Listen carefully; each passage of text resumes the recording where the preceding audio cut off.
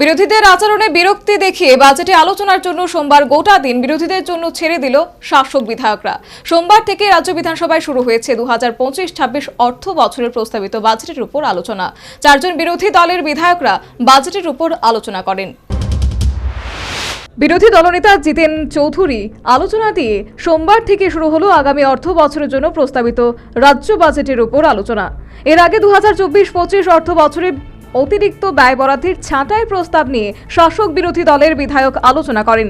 ছাঁটাই প্রস্তাবের উপর আলোচনা করেন। ছাঁটাই প্রস্তাবের সমর্থনে বক্তব্য রাখেন বিধায়ক গোপাল চন্দ্র রায় এবং বিধায়ক শৈলেন্দ্র চন্দ্রনাথ। জবাবে সবকটি ছাঁটাই প্রস্তাব খারিজ করে দেন মুখ্যমন্ত্রী মানিক সাহা। ওখানে কথা হচ্ছে, সেখানে আমরা কি করে এখানে কথা বলতে পারি?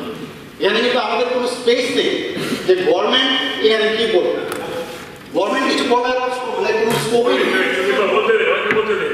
আর বাকি তারপরেও যদি আরো এই বিষয়ে আমি অন্যান্য আইন শৃঙ্খলার বিষয় থাকলেও আমি খবর রেকর্ড করতেন নিয়ে, কিন্তু আমরা যদি বলি কালকে কি না, আমার কথাটা আপনি ট্রাই টু আন্ডারস্ট্যান্ড আমি কি বলছি, বোঝার বলতে আমি বোঝানোর চেষ্টা করছি যে আমাকে যদি আপনি বলেন আজকে আপনি বলে দিন যে টাকা যাতে না পেমেন্ট হবে, এটাকে আমি ইন্টারফেয়ার করতে পারি? আমি ইন্টারফেয়ার করতে পারি না, আমি পারবো এটা। ছাঁটাই প্রস্তাবগুলির বিরোধিতা করে পরিষদীয় মন্ত্রী রতনলাল নাথ বলেন, রাজ্যের বর্তমান সরকার জনগণের সরকার। এই সরকার জবাবদিহির সরকার। খুব সুশৃঙ্খলভাবে অর্থ দপ্তর কাজ করে চলেছে। এখন প্রশ্ন হলো কয়েকটা জিনিস বলি, আমি উপদেশ দেবো না, এই দুঃসহ সমান নেই। সমালোচনা তখনই ফলপ্রসূ হয় যখন তার উন্নয়নের পথ দেখায়, শুধু বাধা সৃষ্টি করে না। আমাদের সরকার জনগণের সরকার, সরকার জবাবদিহি সরকার।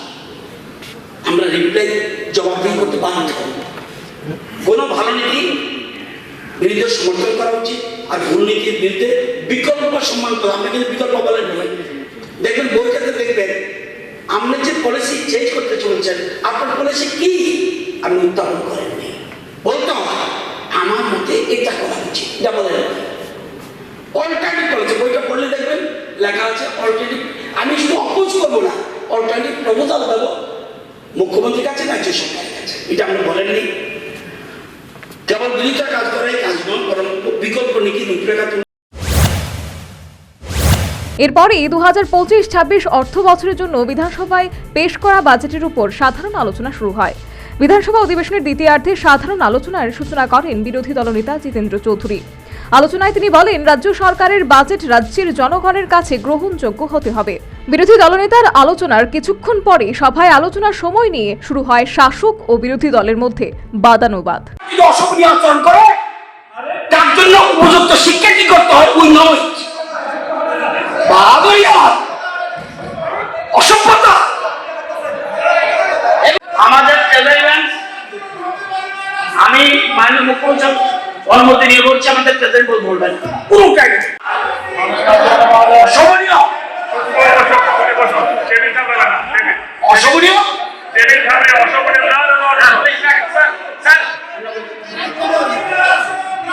না একদম অশোভনীয় না, অশোভনীয় না।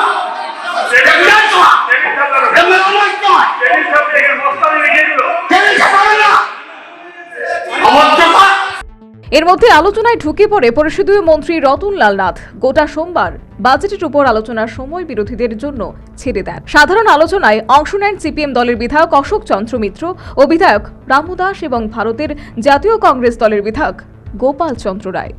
Bureau report, News vanguard.